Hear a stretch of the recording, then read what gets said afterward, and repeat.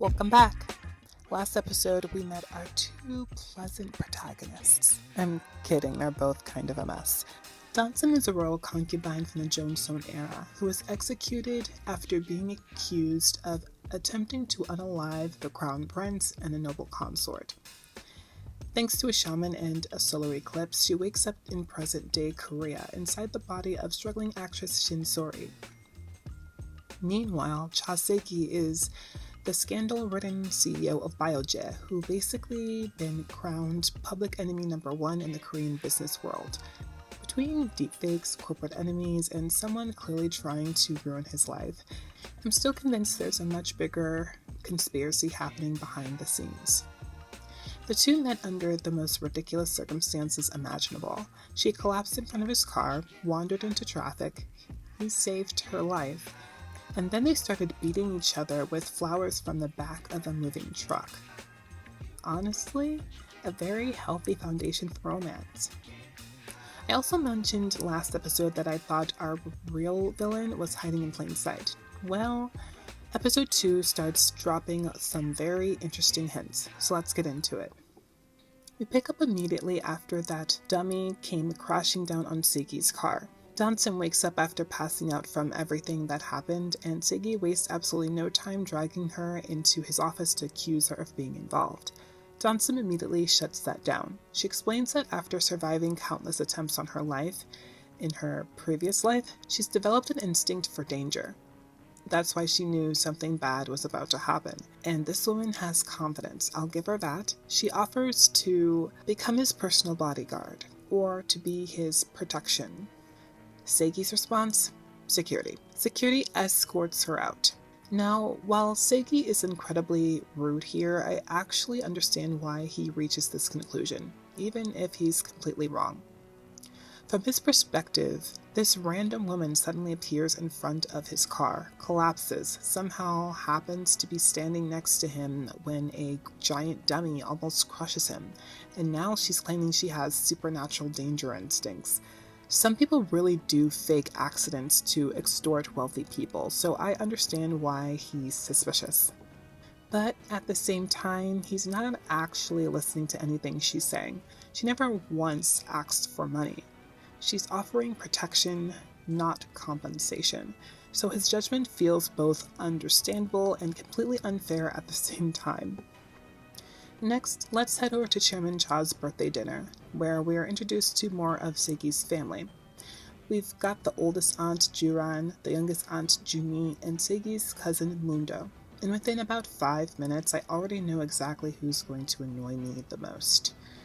We also learned that Se-gi is basically the black sheep of his family. Every time his name comes up, somebody has something negative to say about him. Meanwhile, his cousin Mundo is treated like the golden child, and we get context as to why that is. So 17 years ago, he donated part of his liver to save Chairman Cha's life, and apparently that's become the annual birthday story that everyone gets reminded of.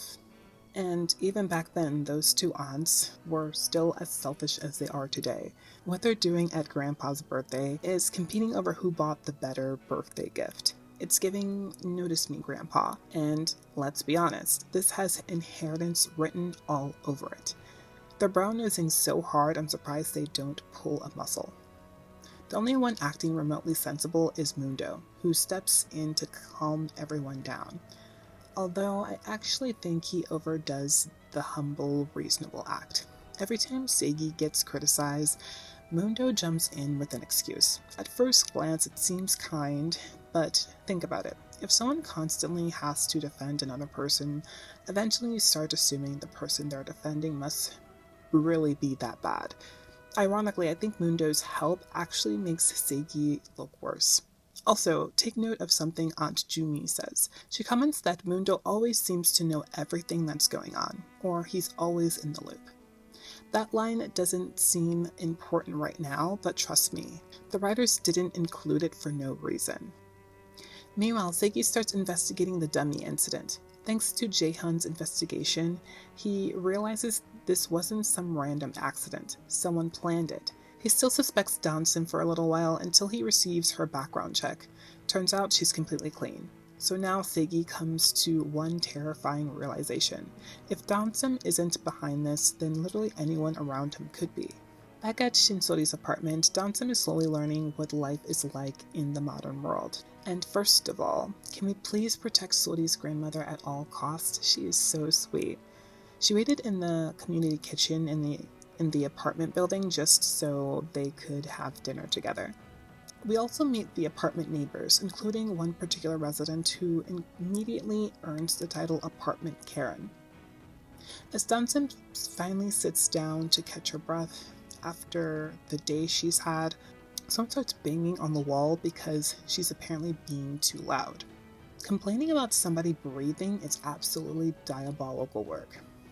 Naturally, Dansum doesn't understand what's happening, so she bangs back. Apartment Karen storms over to yell at her, and Dansum respectfully tells him to get out of her face. She was nicer than I would have been. Dansum quickly earns the respect of the other tenants. First, she knocks a peeping Tom upside the head with a bat while he was taking pictures of her on the rooftop. Good. Then she figures out who's been stealing everyone's food from the community fridge. Again, good. She's become the unofficial neighborhood protector. During all of this, she also learned more about Shinsori's life. Sori was once a successful child actress, but as an adult, her career completely stalled. Now she's juggling odd jobs just to survive while desperately trying to make her grandmother proud. Then the show gives us one of the hardest scenes to watch. We flash back to Dansum's previous life. She's surrounded by young women who seem to hate her simply because she exists. When she finally stands up for herself, they shove her into a wooden trunk, place a heavy rock on top, and start kicking it. Eventually, they stop hearing any sound coming from inside. Instead of helping, they panic and leave her trapped inside. The scene honestly hurt to watch. Dansum spent her previous life being punished for simply existing. No wonder she always is on guard. But I imagine we're going to learn so much more about her in the coming episodes. That flashback also leads into something very interesting. Seigi has a dream. He's sleeping inside a palace garden when he suddenly hears Dansum crying from inside the trunk. He's dressed like someone from the Joseon era, wearing a mask over one eye, with a scar running across it. Hold on, was Seigi actually in Dansum's previous life? Because if so, things just got a whole lot more interesting. Now let's talk about Mundo. He visits his friend Dr. Jong-kyun, who's just opened a clinic. As a gratulatory gift, he brings him a plant and an envelope full of money. Seems harmless, until later. Because when Seigi visits the same clinic to vent about everything that's happening, including the mysterious woman who's become such a headache, we discovered there was a microphone hidden inside the plant. Mundo has been secretly listening the whole time. Remember that earlier comment about him always being in the loop? Yeah, now we know why. And my suspicious meter just shot through the roof. Because why is he following and monitoring all of Seigi's activities and what he's doing and saying to everybody else? That is very strange. Meanwhile, Dansum is still trying to survive in modern society, and watching her adapt is honestly hilarious. After borrowing money from the shaman woman, she spends almost all of it on street food. Then she gets confused because apparently people don't have endless pockets. I laughed way harder than I probably should have. She also starts applying for jobs, using qualifications from her previous life.